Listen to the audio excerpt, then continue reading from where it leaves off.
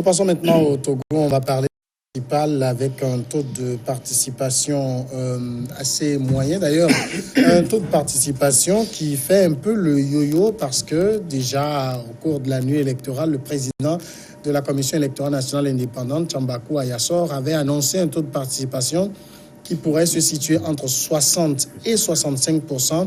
Très curieusement, ce mardi, dans un communiqué publié par la Commission électorale nationale indépendante, on annonce un taux de participation provisoire de 50,5%. David Javavi, vous avez compris? Qu'est-ce qui explique ce yo-yo? Non, ce n'est pas la première fois que la CENI se trompe de chiffres. Déjà à une élection, l'ancienne CENI donnait des chiffres qui étaient contraires à ce qui était sur le papier. Non, je pense que le président de la CENI s'est trop vite exprimé dimanche à la suite de l'élection du jour de vote.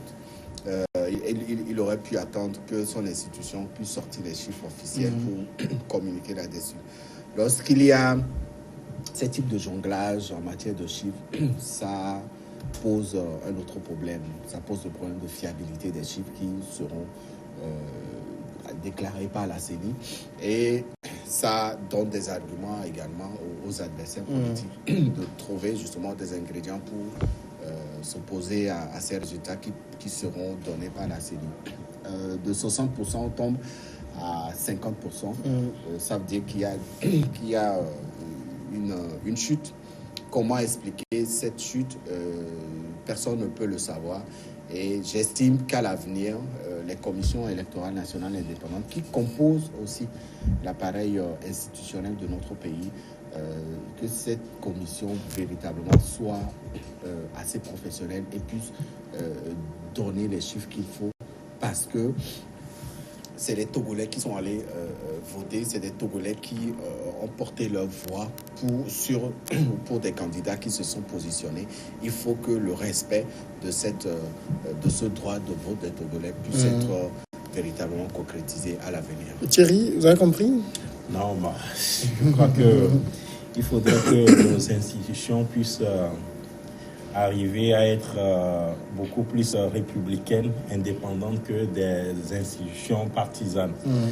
Quelque part, le président donnait l'impression comme il voulait plaire à un camp donné, tout juste pour dire que tout s'est bien passé et que les Togolais se sont mobilisés pour ces élections, alors que vous et moi, nous savons tous que d'abord, pendant la campagne électorale, ça ne mobilisait pas tellement. Donc, on savait que le jour du scrutin, les gens n'allaient pas sortir pour aller voter. À notre grande surprise, la nuit électorale, on nous parle d'un chiffre de 60 à 65% de taux de participation. Je me disais, mais tiens, de quel laboratoire il est parti chercher ces chiffres-là? Ce qui est surprenant, c'est que, et si vous prenez les chiffres actuels, même les 50% sur sur lesquels il table aujourd'hui, et comparé au pourcentage de 2018, il y a problème. Parce qu'en 2018, on nous parlait pratiquement de 60%, 59 et quelques, disons 60% de taux de participation. Alors que pour 2018, le jour-là, quand les oiseaux volent, même vous êtes en mesure de... Non, ça c'était peut-être à Lomé, parce qu'à l'intérieur, dans beaucoup de points à l'intérieur, il y avait une mobilisation monstrueuse. Samuel, vous êtes journaliste. Même si c'est à Lomé, vous êtes journaliste, tout comme moi. Les 3 millions et quelques d'électeurs que nous avons, la majorité, c'est Lomé ou Grand Lomé qui les fournit. Ou bien.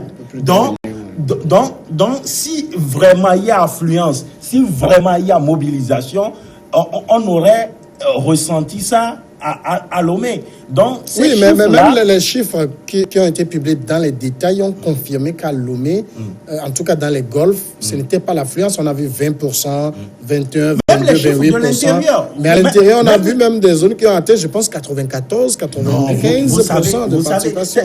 On a pour habitude de gonfler les chiffres. Vous avez vu, par exemple, l'autre fois au Bénin, quand ils ont organisé leur législative, ouais. il n'y avait pas de mobilisation, il n'y avait pas de truc là. Mais leur truc là, leur CENI, leur commission, leur Sénat a publié des chiffres. Donné 23%. Voilà. Après, la Cour suprême a donné 28%, on n'a pas compris. Voilà, je dirais que c'est des chiffres réalistes. Alors que chez nous, dimanche passé, tout le monde savait que les gens n'étaient pas sortis pour voter. Donc, il faudrait qu'on puisse revoir ce que nous sommes en train de faire, qu'il y a plus de sérieux dans la communication. Alors, pour ne pas se faire ridiculiser à l'extérieur. Marc, c'est des chiffres que vous qualifierez de fabriqués? Non, pas du tout. Mais je pense qu'il y a 3 ou 4 problèmes qu'il faut relever. On a toujours parlé de la nécessité pour la CENI chez nous d'être une CENI technique. Oui. Nous avons une CENI partisane avec des commissaires qui, pour tous, n'ont pas forcément les compétences électorales pour faire un travail de la CENI. Les partis politiques désignent leurs membres pour siéger à la CENI en fonction du fait qu'ils sont de bons querelleurs, c'est des gens qui peuvent bien discuter, et on ne met pas forcément les compétences au devant. Et pour un président de la CENI, qui est censé, parce que moi je connais des candidats, des indépendants, des partis politiques avec de maigres moyens, qui déjà à 21h avaient les résultats réels, tels que sortis dans les résultats, dans les urnes. Et donc on ne peut pas comprendre que la CENI, avec tous les moyens dont dispose l'État, ne puisse pas, à la fermeture du dernier bureau de vote, donner une estimation précise, parce que 10 points de différence entre l'estimation réelle et ce que donne un président de la CENI sur un plateau télé officiel, excusez-moi. Bon, même les 50, c'est provisoire. Hein. C'est pas réel. L'estimation de la CENI. Vous savez, si les gens ont l'habitude de douter des résultats que proclame la CENI, c'est à cause de ces incongruités-là même dans le travail de la CENI. Le président de la CENI aurait simplement pu dire aux gens que, mais à l'heure là, je ne dispose pas des éléments me permettant de me prononcer sur le taux de participation, on aurait compris. Ça ne sert à rien pour un président d'une institution aussi importante, une institution aussi suivie, dans un contexte de crise permanente qu'est le nôtre, avoir un président qui se permette de telles légèretés. C'est extrêmement grave pour la suite, pour la crédibilité même du scrutin. Parce qu'un président qui avance, parce que le communiqué même qui dit les 50%, c'est lui qui le signe, qui avance avec 2-3 jours de différence, des chiffres, avec 10 points de différence, permettez quand même que les partis politiques, qu'ils soient du pouvoir ou de l'opposition, demain, quand on va présenter les résultats, quand ce même président va proclamer les résultats, qu'il puisse douter de la vérité ou de la véracité ou de la sincérité de cette... Permettez-moi de terminer sur l'aspect mobilisation, que ce soit au niveau des villes. C'est vrai que dans notre pays, il y a toujours eu une faible mobilisation par rapport aux élections dans les villes que par rapport à l'intérieur du pays. Mais là où la CENI, qui est une institution censée de transparence, ne joue pas de la crédibilité, la CENI a sorti un communiqué aujourd'hui, on aurait pu nous préciser les taux de participation dans toutes les communes, voire dans toutes les circonscriptions, pour qu'il y ait une lecture efficace. On nous prend un taux de participation global et il est difficile pour le lecteur, le journaliste, les analystes que je suis, à travers ce taux, vu les observations que je fais le terrain, d'avoir une appréciation globale. Pourquoi la CENI ne communique pas simplement le taux de participation dans l'OE pour qu'on se dise s'il y a une véritable concordance, s'il y a du réalisme dans ces chiffres. C'est ça aussi, de petites erreurs techniques que la CENI fait, qui peuvent entacher demain les résultats qu'elle sera amenée à proclamer. David, au niveau de la commission, est-ce que ces chiffres-là qui ont été donnés, parce que je le rappelle, lors de la nuit électorale, il a dit le taux de participation pourrait être entre 60 et 65%. Je ne sais pas de quelles informations il disposait. Et après, aujourd'hui, un taux provisoire de 50%. Vous pensez que quand on va proclamer les résultats, ça pourrait être amené à évoluer? Depuis que la CENI congolaise organise des élections dans ce pays, les résultats qui ont été proclamés ont été ceux qui ont toujours été confirmés, validé par la Cour constitutionnelle. Donc il n'y a plus de recours. Les chiffres que la CENI va donner forcément seront ceux qui seront transmis directement à la Cour constitutionnelle. Et donc ceux qui ne se retrouveront pas dans ces chiffres ont des recours légaux à faire valoir. Mais ça pose un réel problème lorsque la CENI tergiverse ou bégaye sur les vraies données en termes de chiffres. Ailleurs, les choses sont assez techniques et il faut quand même que cette CENI comprenne, et c'est ce que Thierry disait tout à l'heure, il parlait de faire plaisir à quelqu'un. Non, ça ne doit pas se passer comme ça. Les élections locales se sont organisées après 32 ans. Et moi, depuis très longtemps, j'ai dénoncé le caractère non professionnel de l'organisation de ces locales. Nul, rien n'empêchait que la CENI organise ces élections dans la précipitation qu'on avait vécue. Ça devait être une organisation assez posée, assez structurée pour que chacun véritablement puisse se retrouver. Vous avez vu, pendant la campagne, il n'y avait pas de mobilisation. Les raisons sont connues de tous. Pourquoi il n'y a pas de mobilisation? Parce que aujourd'hui, les Togolais ne se retrouvent plus dans les élections. Et de deux, les maires ou les candidats qui ont été positionnés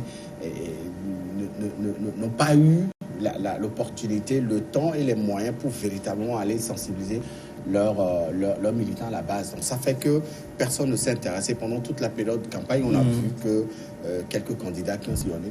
Et le tout, dimanche dernier, dans les centres de vote, on a vu un peu ce qui s'est passé. Je pense que tout le monde peut s'accorder pour dire que les élections locales n'ont pas véritablement mobilisé, puisque le taux de participation est inférieur à celui des élections législatives 6 mois après ces élections. Donc ça pose un problème. Ces chiffres, il faut que la CENI véritablement donne les vrais chiffres.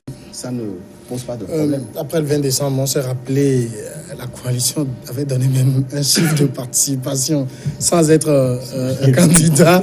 Aujourd'hui, que tout le monde est parti, personne ne donne de chiffres. On regarde la CENI, on lui fait confiance. Non, c'est ça aussi la particularité de ces élections. Malheureusement, tous les différents états-majors se sont tus, même les indépendants. Personne, depuis qu'on a connu les élections, personne ne s'est encore prononcé sur le déroulement du scrutin, alors qu'on sait que ça a été émaillé ici et là de problèmes. Et aujourd'hui, ce qu'il faut aussi relever, c'est que 2 jours après ou 3 jours après les élections, la CENI n'est même pas en mesure de confirmer le taux de participation. On donne encore un chiffre provisoire. Ils ont 6 jours. La CENI a 6 jours. Non, c'est pour la proclamation. C'est pour proclamation, oui, taux de compilation. participation. Non, attendez, David. Le taux de participation. Non, quand même. Le soir du scrutin, on peut être dans le provisoire. C'est ce que le président a donné. Plus de 2 jours, 3 jours après le scrutin, on n'est même pas en mesure de nous donner le vrai taux de participation. Là, ça pose un problème. Les CELI et leur démembrement, quel est finalement le rôle joué par ces différents démembrements-là, la collecte des données? Aujourd'hui, il y a, comment on dit ça, il y a les réseaux sociaux. On voit des choses sur les réseaux sociaux. Pourquoi ça traîne? La CENI ne peut pas s'appuyer non plus sur les réseaux sociaux. Vous savez qu'à une époque donnée, je rappelle que pour la présidentielle de 2015, on avait un système informatisé qui pouvait donner les résultats déjà à 20h, 21h. Mais c'est les gens qui ont refusé. Qui pouvaient donner les résultats. Mais les gens avaient peur du dernier bureau. Oui, mais les gens avaient peur. Le problème de confiance, ça fait que les gens n'ont pas. Il y a manipulation. Alors, donc, utiliser la technologie, ça existe. Maintenant, il faut que tout le monde fasse confiance. Là, on est en train de manipuler les chiffres. On est en train de préparer l'opinion. Donc, il faudrait la participation, peut-être, ça n'a pas grande influence. Comment 60%, 50%, qu'est-ce que ça change dans l'opinion? C'est vrai que dans nos tests, la participation n'a pas d'influence sur la légalité ou la légitimité du vote. C'est vrai. Il y avait eu ce débat en 2018. Le problème que posent les chiffres, ce n'est pas si ce sont 20% ou 50% ou 60% de personnes qui ont participé aux élections. Le problème, c'est comment le président d'une institution, censé donner les vrais chiffres, avance un chiffre entre 60 et 65%. Et que 2 jours après, la même institution redonne. Parce que moi, je suis sceptique. Je ne sais pas si demain matin ou après-demain, on aura un nouveau communiqué. Puisque c'est qui nous dit provisoire. que finalement, c'est 40, c'est 60%. Non, le communiqué officiel signé du président. Mais c'est le président qui C'est les vrais était chiffres qu'il à a la donné. nuit électorale officielle aussi organisée Il a par son la